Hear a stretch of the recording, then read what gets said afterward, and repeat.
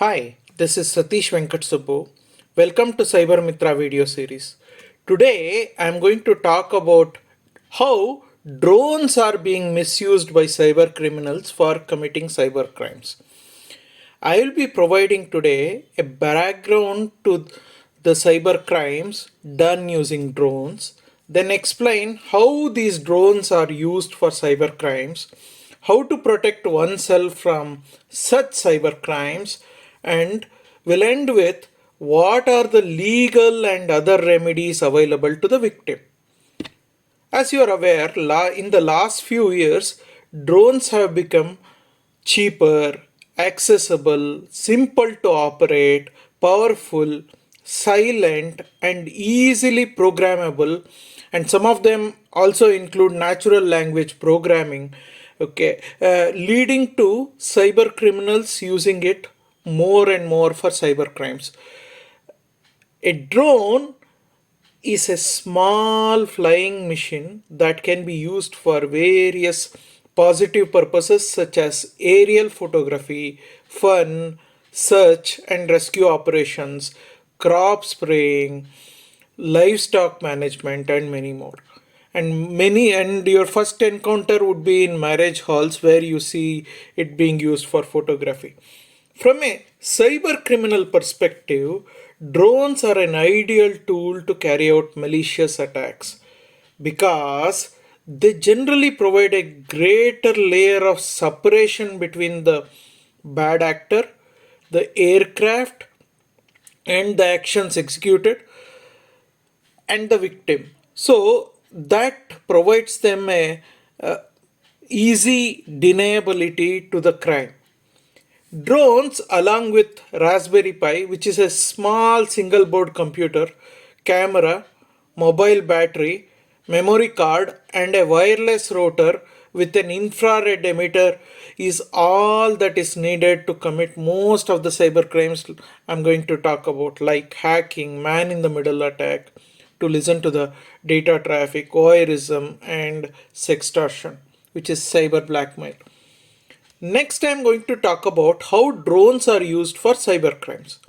Cyber criminals are using a hacking technique called mouse jacking, okay, where the drones are use the vulnerabilities or the exploits available in the wireless adapters and the wireless mouse and keyboards, which is nowadays becoming very common, and a lot of people use wireless mouse and keyboards nowadays. What they do is they make the drones fly near your office or your home, and there, when you are using your computer with this wireless mouse or keyboard, what they do is that through the equipments which are on the drone, they make a connection to your computer through this unsecured wireless adapter, okay, and then transfer a very small program and get it installed on your computer. Actually, it takes couple of seconds to install that, which the victim hardly notices. Okay, there is hardly any pop-up that comes in. It gets installed in the background, or it, even if there is anything that comes up, it will be just a second or something. It will be hardly one. It's very easy to miss. Once that program is installed, that malware opens a backdoor channel to the hacker to the computing device, through which the hacker accesses data on the machine and use that for committing various cyber crimes. In the second method, what they do is they make these drones fly over your private areas like your bedroom or bathroom and take a video or photo of the people or the activity which is happening inside without them being aware, and then these criminals use that for either sextortion or blackmailing the victims, uh, and many other such cyber crimes. So next is, let's look at how to protect oneself from such cyber crimes. First and the best option is, if possible, if your computer has sensitive data and you perform many sensitive operations, avoid all sort of wireless devices to connect to your computer and move back to wired devices. Or if you can't avoid these wireless devices, use those wireless devices which encrypt data, and the wireless device adapter must also have some kind of authentication before it connects to the device. Next is you can limit the number of devices that get connected to your adapter. So that's another way. So you know how many devices you are connecting and then limit to only to that. Third one is that you install a good antivirus or a firewall software and monitor the installations and data transfer. Okay. Next is keep your operating system, application software always updated, and that includes all those antivirus software and the firewall software also with the latest security patches or any updates that keep coming now and then. Next one is simple. Lock or hibernate or put to sleep or shut down your computer when you are moving away from it or not using it. Last but not the least is cover your bathroom and bedroom windows with curtains. Okay, so that nobody can take a video or a photo of your activities.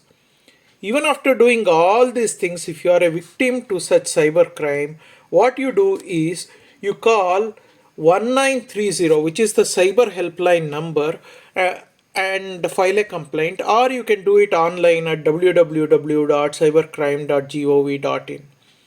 Next is don't be afraid, if somebody does this extortion call or a blackmail, that uh, don't panic, okay? Speak to somebody whom you're confident, who is your confident, or to the police about and discuss with them as to what are the steps that you can take next.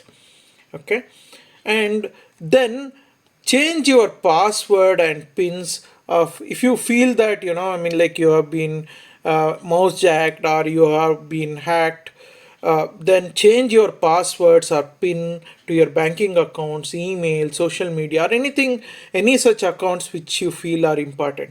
Run an antivirus or a malware scan, and best would be to that uh, if you can format or factory reset that your computing device, that would be the best. What are the legal remedies that are available in India? Okay, so you can lodge a complaint at nearby cyber or regular police station under various acts out there. The first one is sextortion is a punishable offense by law and attracts many sections like 108, 1A and of CRPC, section 354C, 354D, 383, 384, 503, 506, 507, 509 of Indian Penal Code, section 67 of IT Act 2000 2008. And this data theft, destruction, and criminal trespass is a offense under IPC sections 378, 424, 425, 441, and IT Act sections 43, 66, 66C, 66D, and 66C. This section 108 of 1 CRPC empowers the victim to kind of lodge a complaint at the magistrate of his or her locality and inform him or her about the person whom she believes could circulate any obscene matter before it gets to public. The magistrate has the power to detain such person and also order him to sign a bond to stop him from circulating such material till the case is heard. Okay, so these are some legal remedies available out there. If you liked what you have viewed or and found it useful, please feel free to share it with your friends and family so that they also get benefited from it, and they can also avoid such cyber crimes. And also, if you think that this is useful, you can also visit my website www.cybermithra.in, where you get lot of such articles in English and Kannada, and videos also you can get to watch there. And please do subscribe to this YouTube channel and like this video. And also, if you want me to talk about any such cybercrime, please do comment at the end. I'll look into it and come out with a YouTube video on the same. Thank you for watching. We'll come back again with another cybercrime next week.